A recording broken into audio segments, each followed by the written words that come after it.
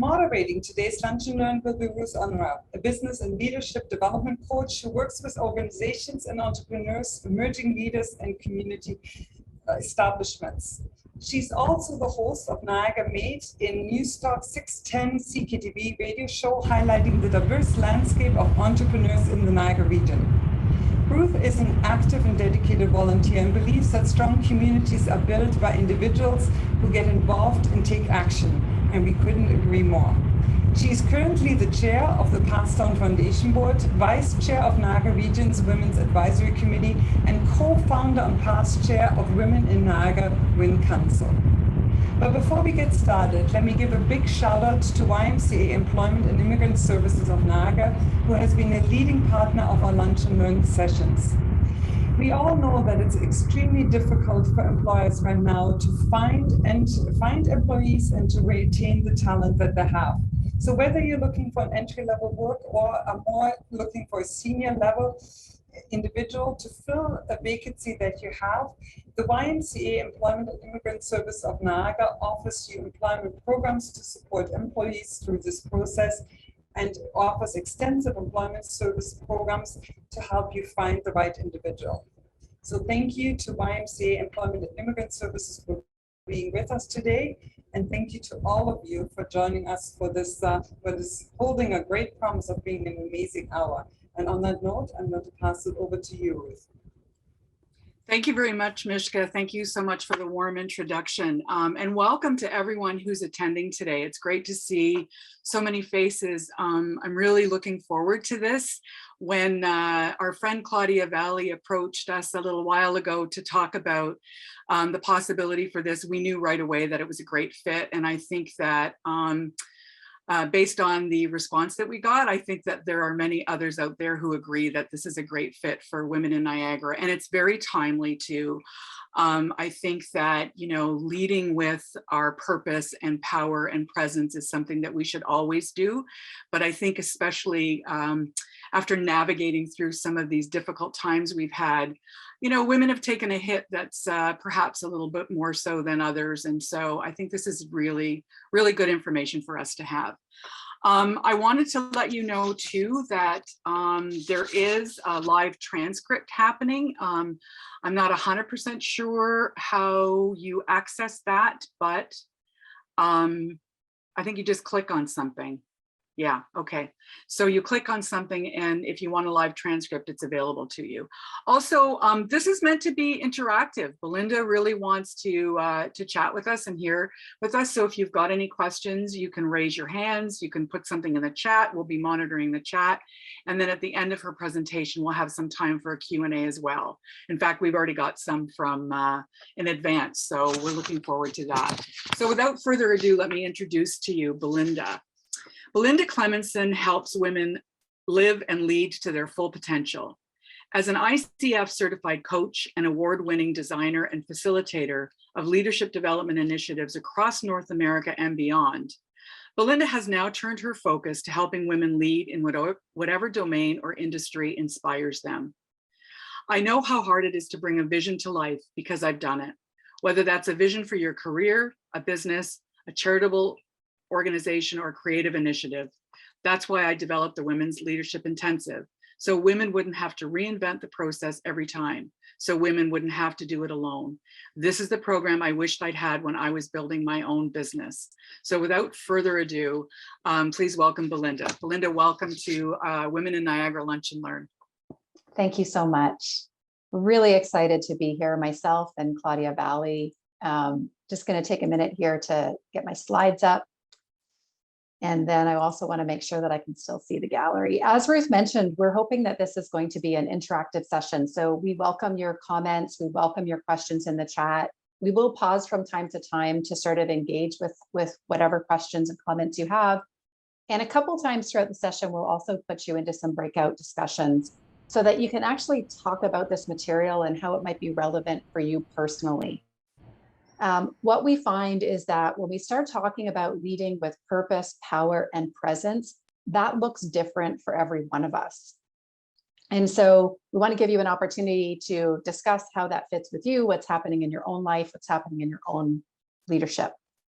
Before we get started, we have a little poll. We want to ask you a question that I think is a really important question. And we'll start by digging into it, which is, do you see yourself as a leader? And you can answer completely honestly. It's anonymous. Give us your response. And then once you've answered this poll, if you're willing, put a little comment in the chat. Tell us a bit more. Why do you see yourself as a leader? Why do you not perhaps see yourself as a leader? Almost there, Belinda. We have about 70% of the group. So we'll just give it a couple more seconds, see if we can get a few more replies. Okay. And I'll let you know when we slow down here. Okay, I'm sensing a bit of a lull. Right, this is about 90% of the group here, Belinda. Here you Okay, go. I think that's good. Let's show the poll. All right. So this is really good to see that a lot of you, 88%, see yourself as a leader.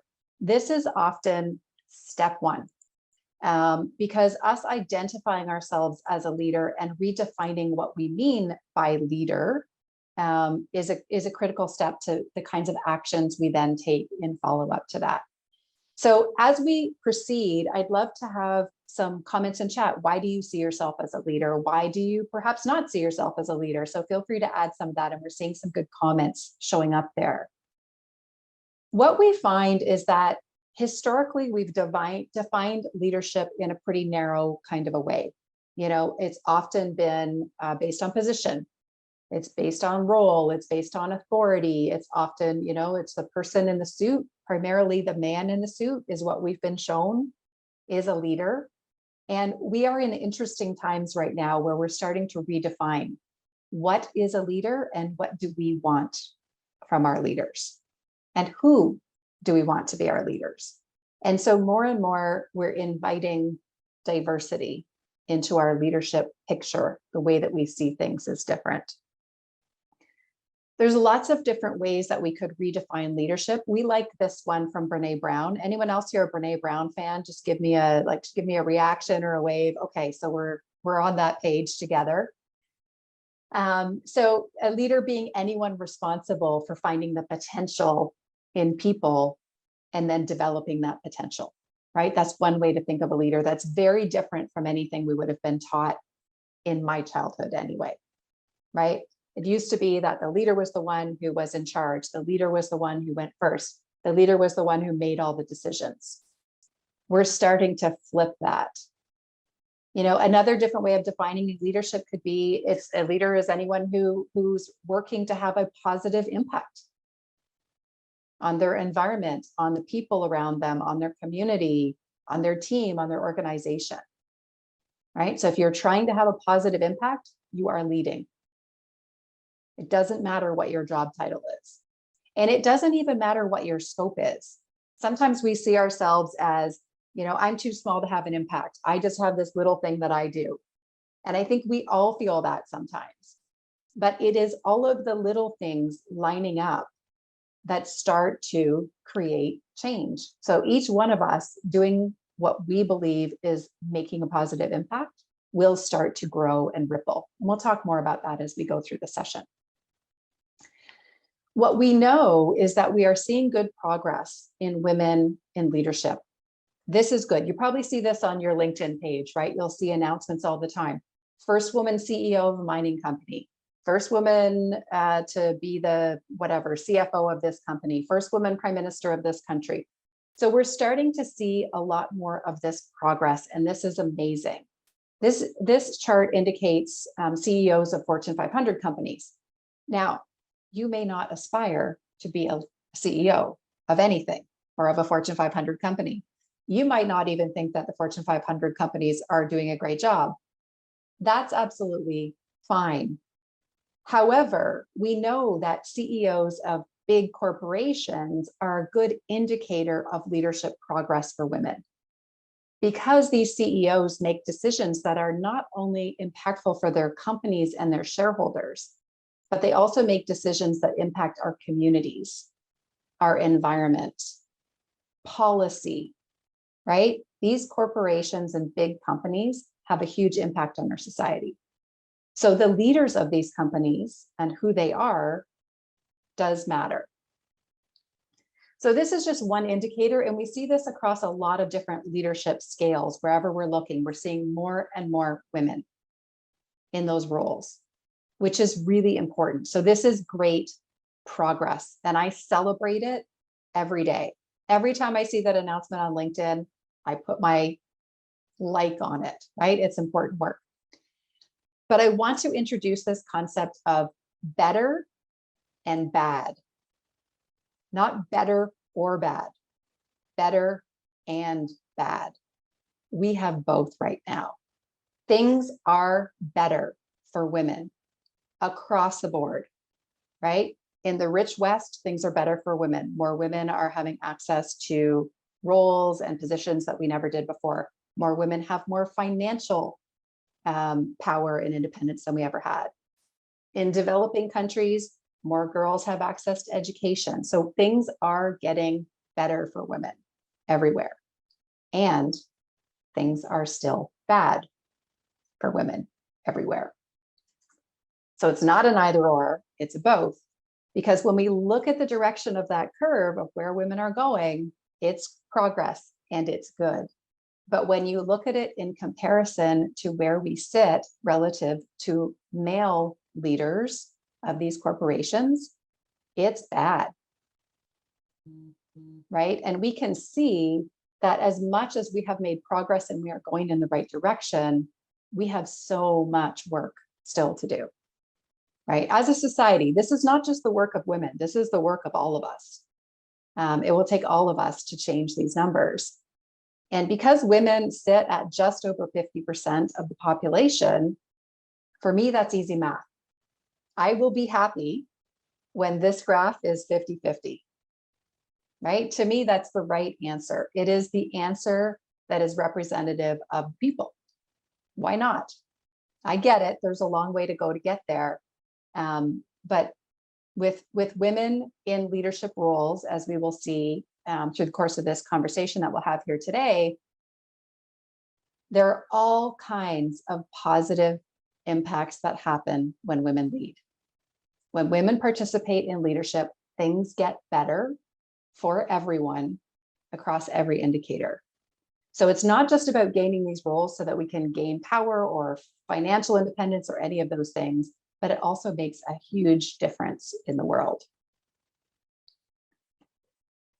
When we think about how we see leadership today, we're starting to understand that as leaders, we need to be able to do all three of these things, right? Perhaps in our parents' generation, the leader was seen as the person with the technical skills, right? You're a great strategist, you're a great accountant, you're a great engineer, you know, whatever the thing was that made you a leader. That used to be enough. Now we know it's not. We're looking for the strong technical capabilities. That's just the ability to do whatever job it is you're doing, plus the cognitive abilities to understand complexity. We live in a complex, changing world. We need to be able to manage that. And we need those social emotional skills because most of us, in some way, shape, or form, work with people, right? Whether that's directly or we have people as stakeholders. And so in the absence of those emotional and social skills, what we see is leaders who might be brilliant at the other things, but who are still not being successful in today's world because they just don't have that triad. It's the three-legged stool. Interestingly, many women are very good at managing all three, at bringing all three of these things to the table. Could be by nature, could be by nurture. I have no idea. I don't have the answer for that. But what I see and what gets reflected back when women do lead is that women tend to be able to manage all three of these things very well. I think a lot of us have had to do that in our lives, right? We have not been able to just be single-minded. We've had multiple priorities that we've had to juggle. We've had multiple priorities that we've had to fit in, and we know how to do that.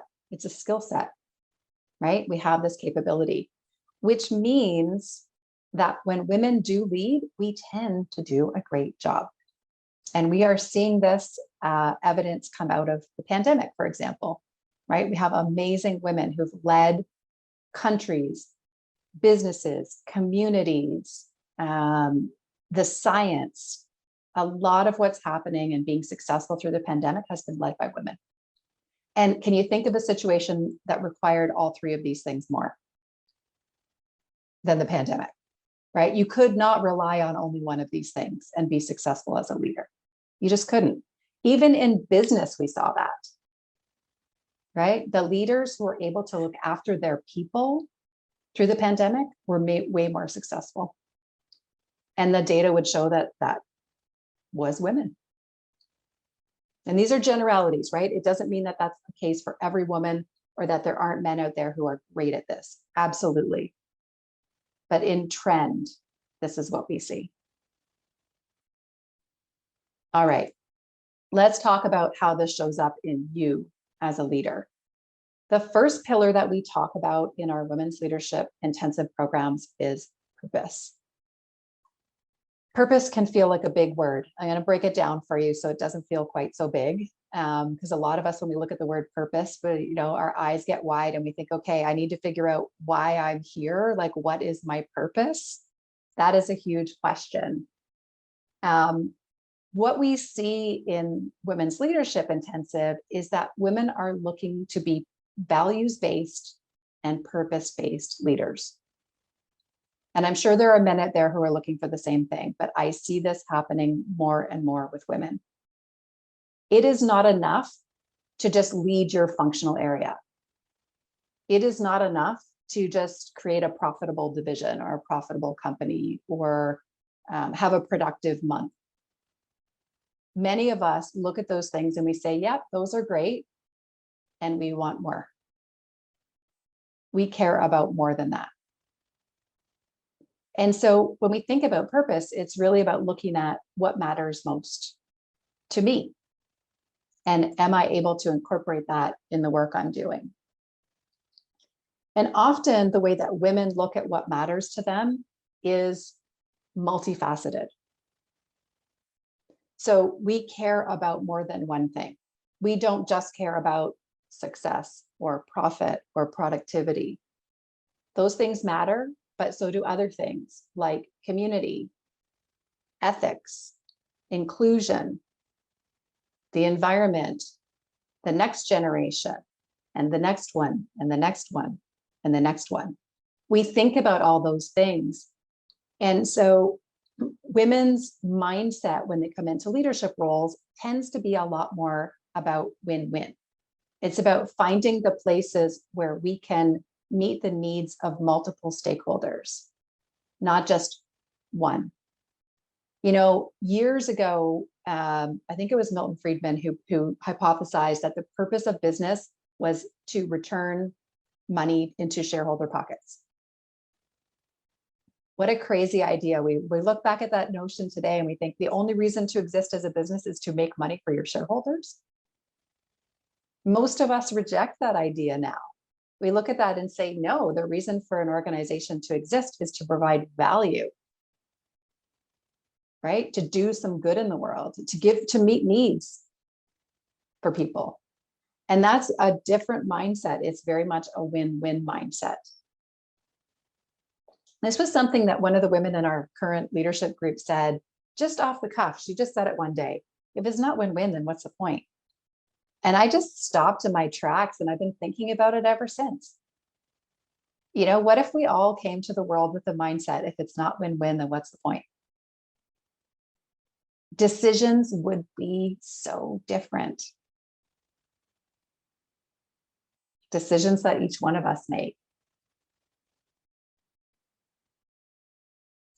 So if we look at purpose, there's a couple of things I want to mention about it. I sort of define purpose into two buckets. One is capital P, purpose. This is the why am I here? It's the life purpose. It's kind of the scary questions. Some of you might have answers to that question. That's great. A lot of us don't. I also like to think of it as small p, purpose, which is the day-to-day purpose that we feel when we get up in the morning.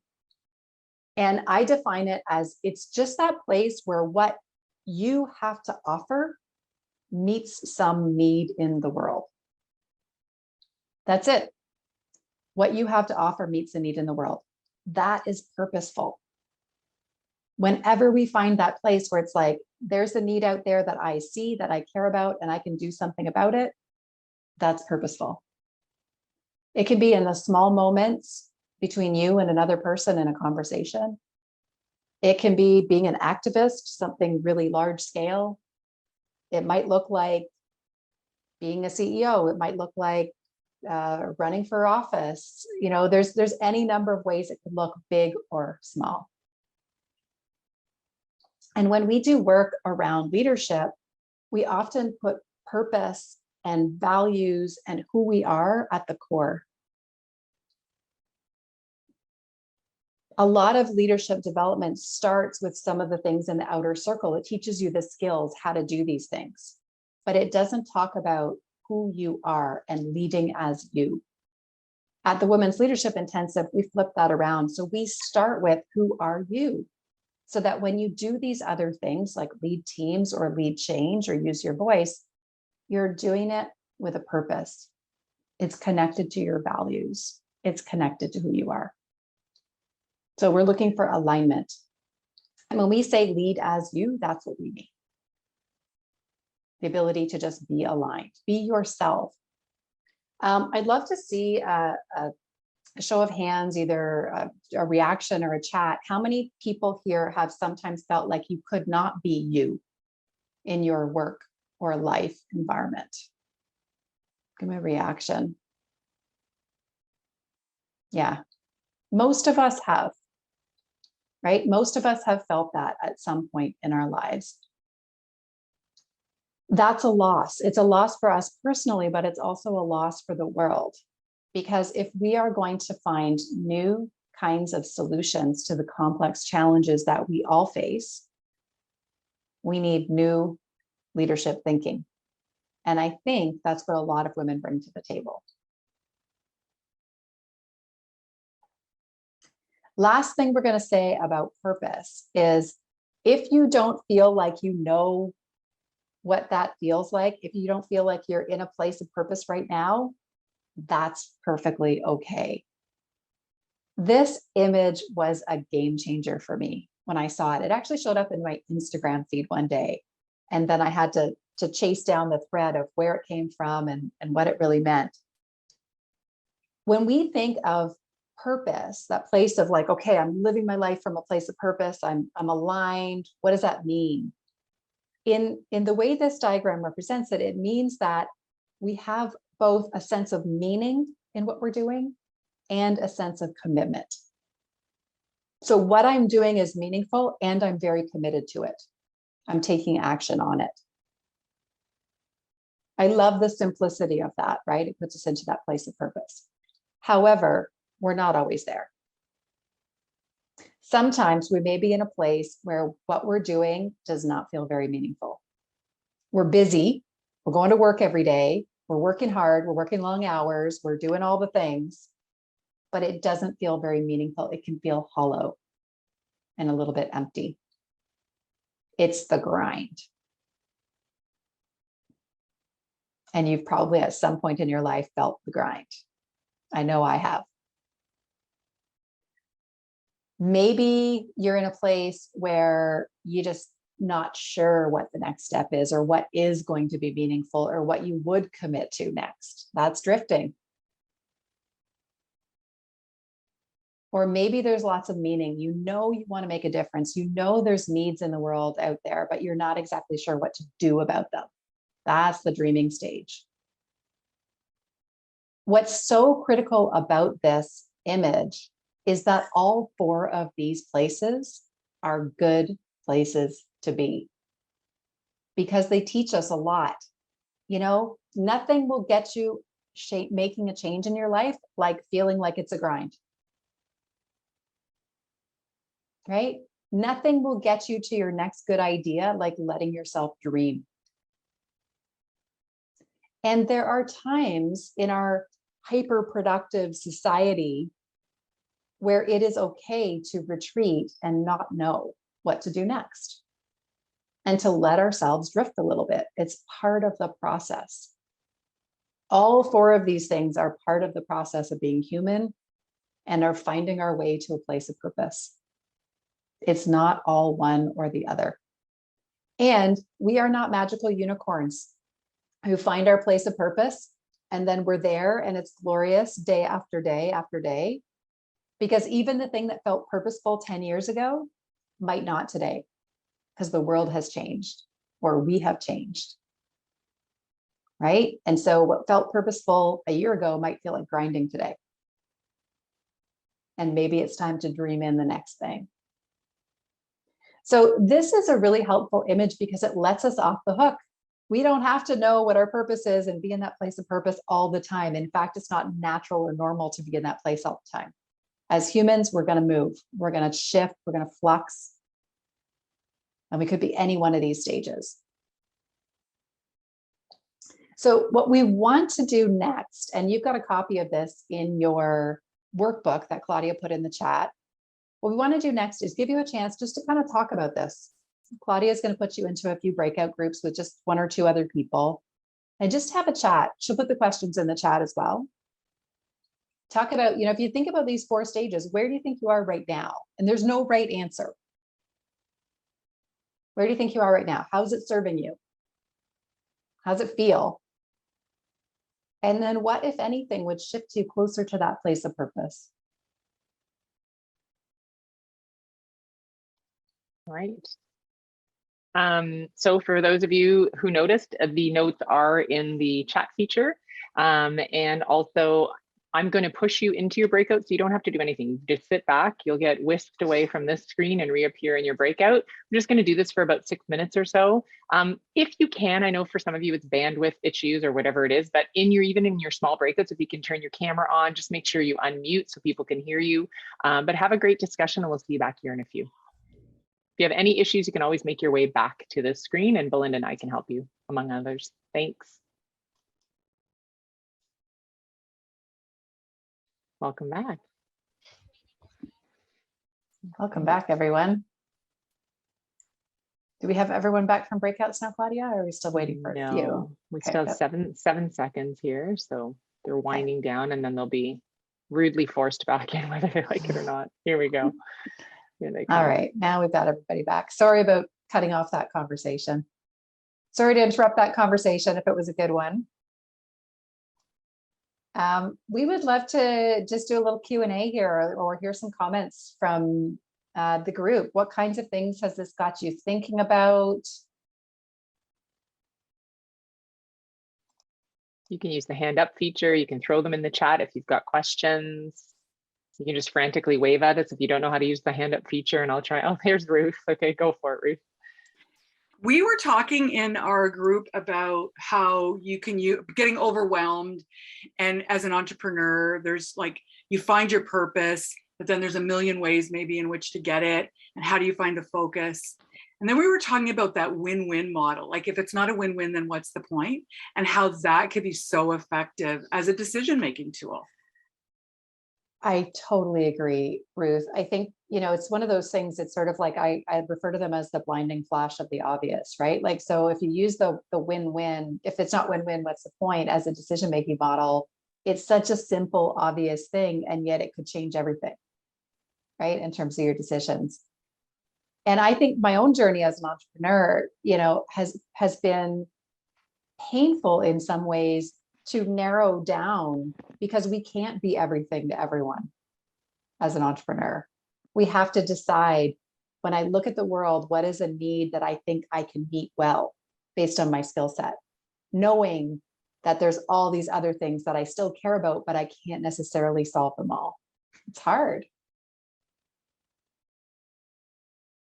Thanks for that. What else is on your mind? Other groups? Yeah, Kim.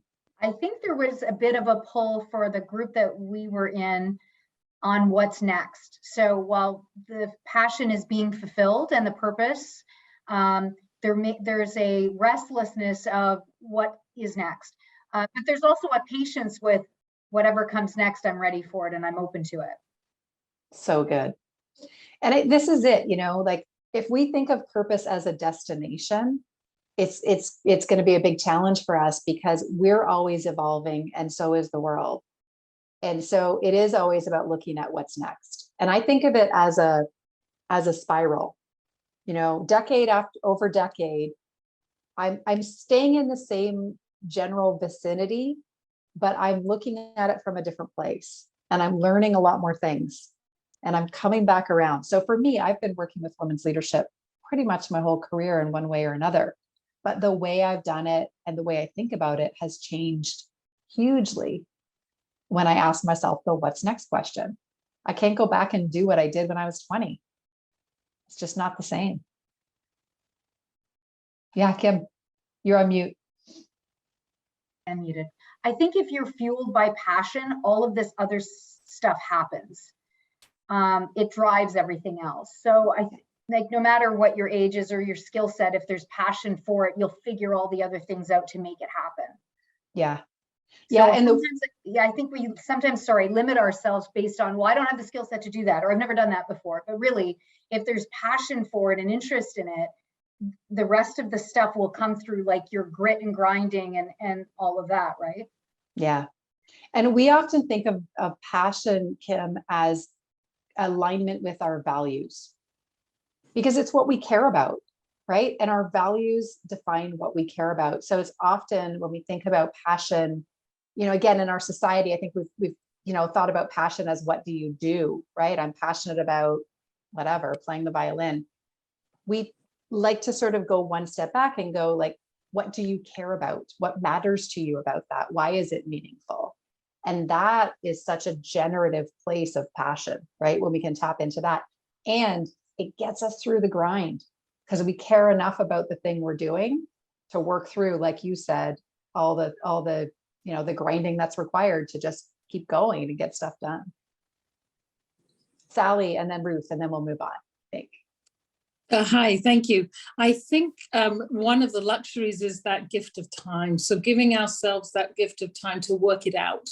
And, when you're younger and you've got 3 children in your full-time career, it's very hard to do. At any stage, it's hard to do. But I think that that's important.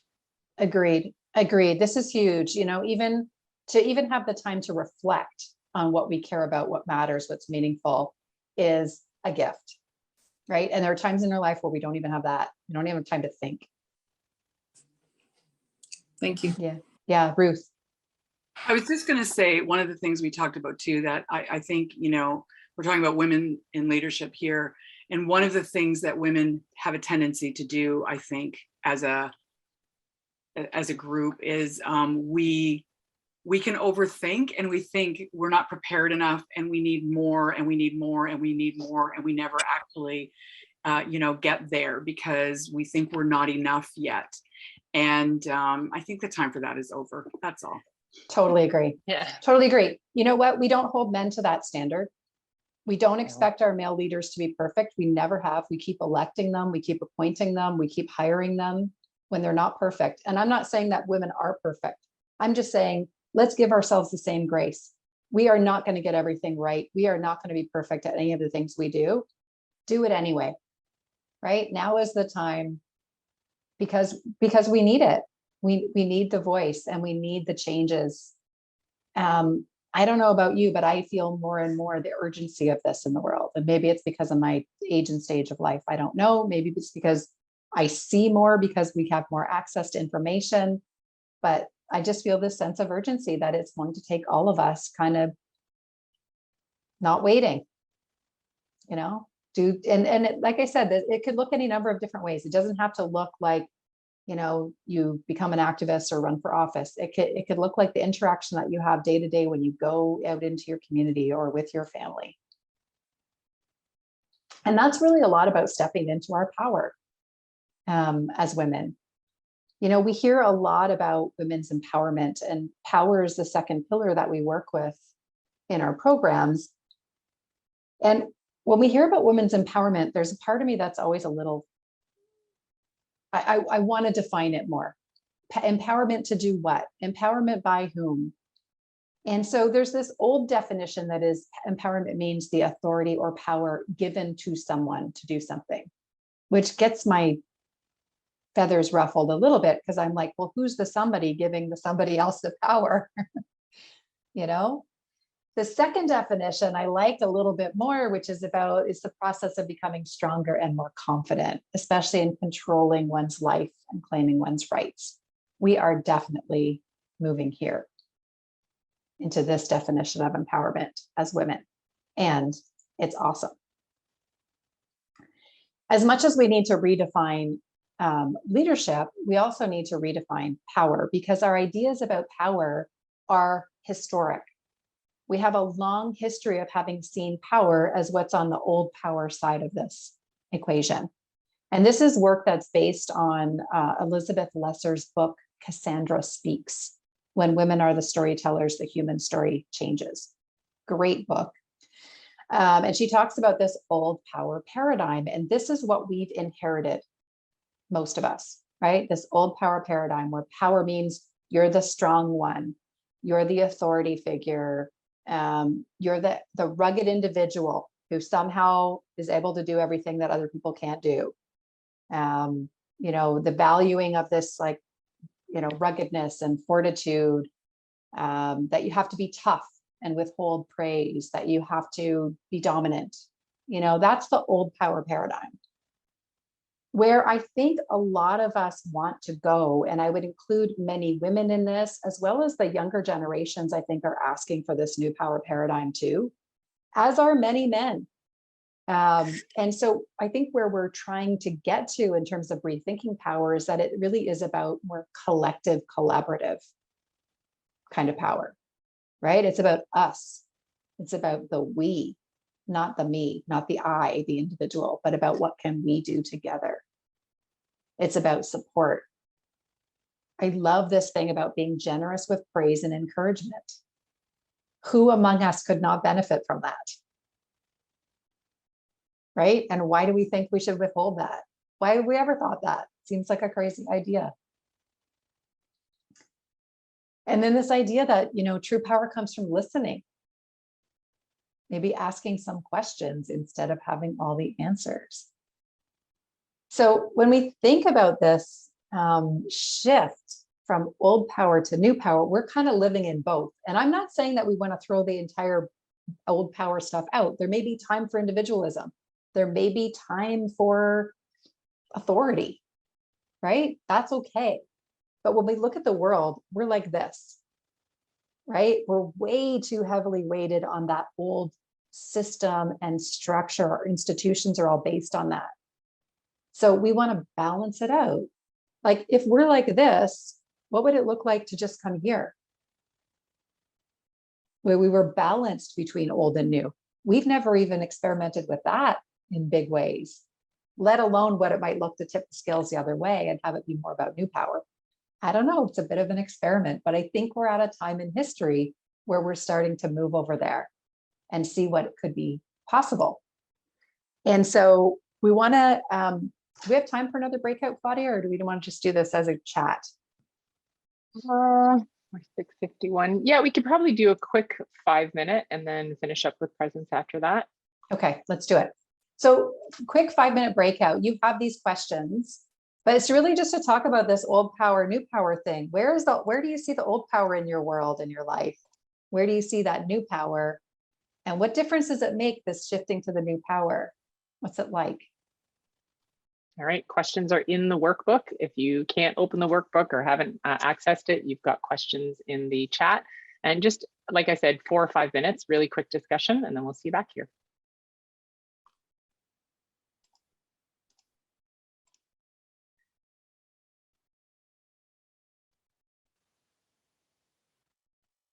Got 3 seconds, Belinda, and then they're back. All right.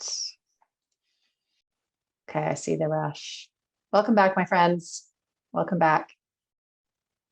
So, thoughts on old power, new power? Would love to hear a couple comments from the group.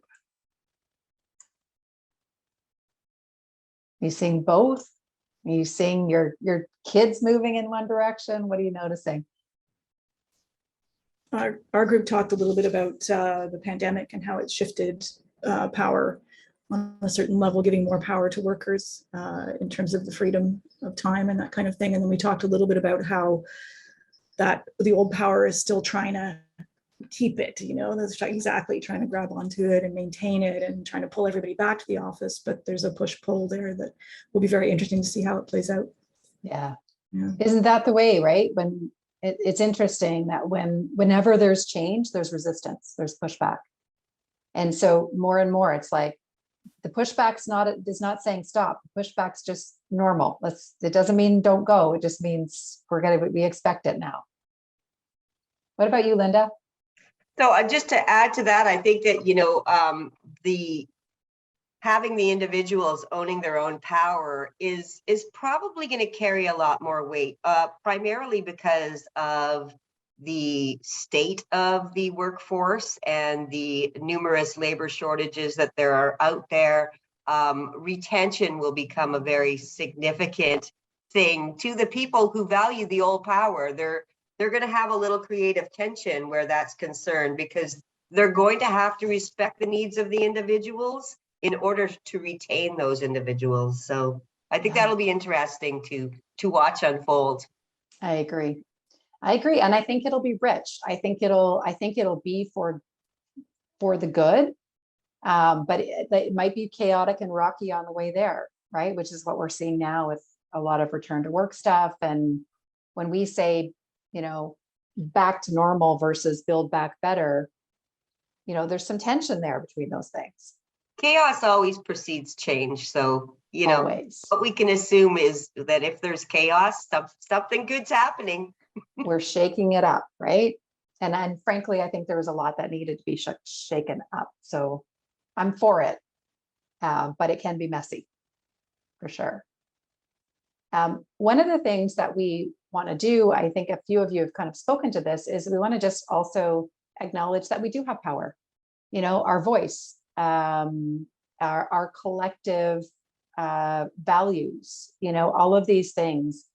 If we've been told, a lot of us, that we need to be quiet and go along to get along and all of those kinds of things.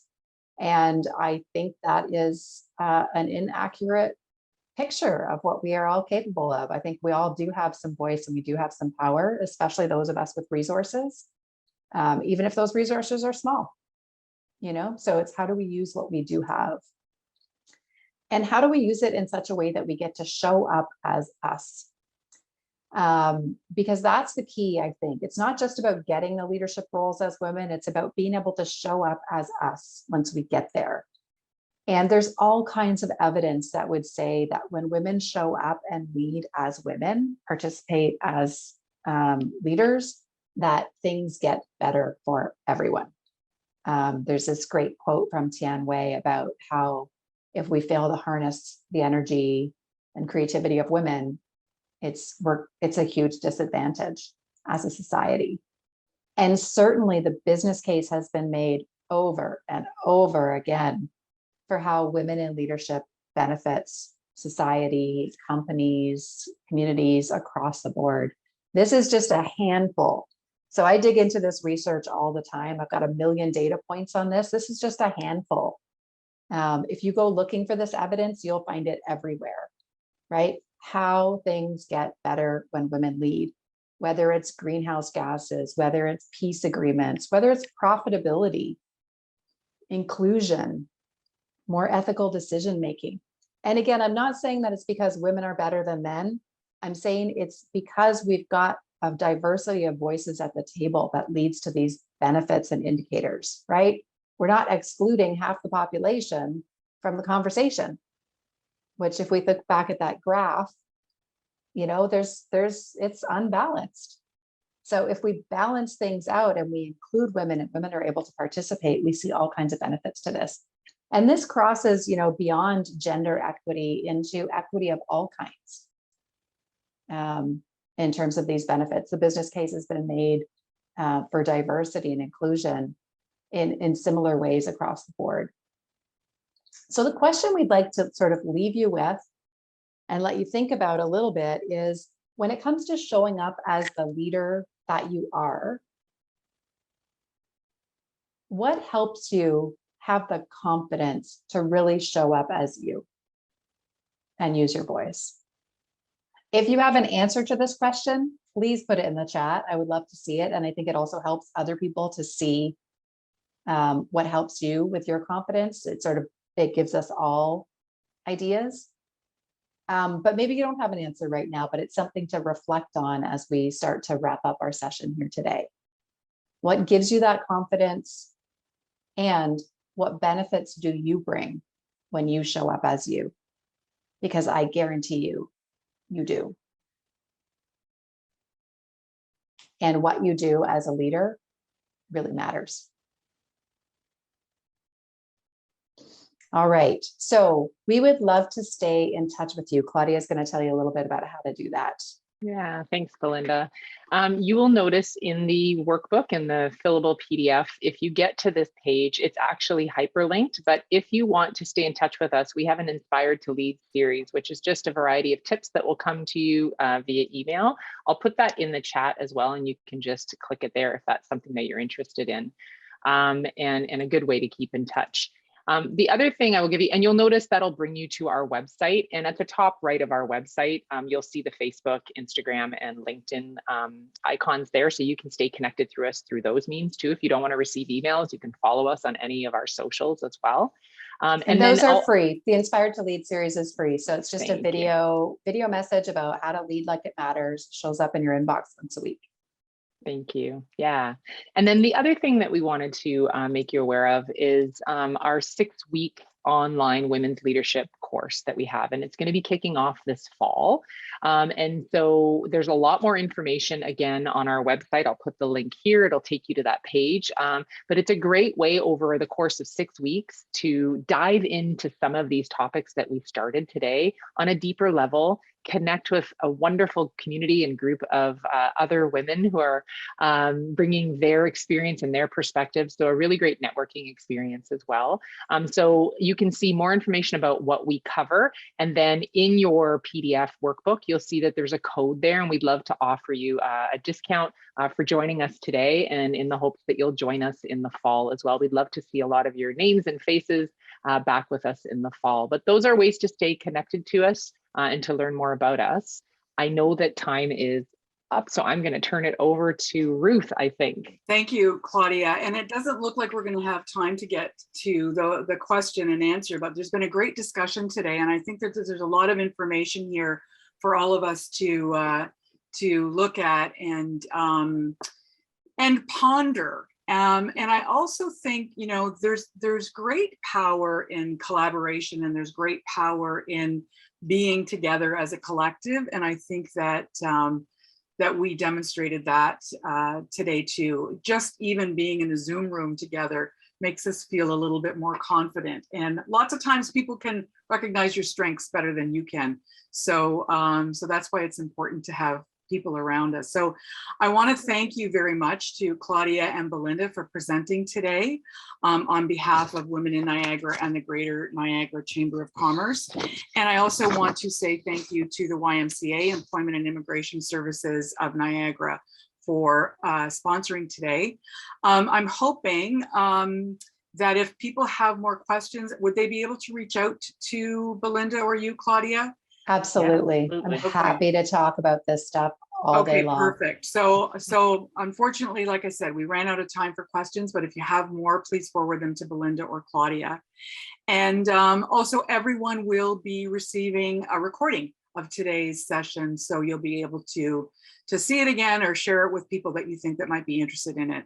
So again, on behalf of Women in Niagara and the Greater Niagara Chamber of Commerce, thank you very much, Belinda and Claudia, and thank everybody here for joining us today. Thank you, Ruth. Thanks, everyone. Thank you, everyone. Have a great afternoon. Have a great day.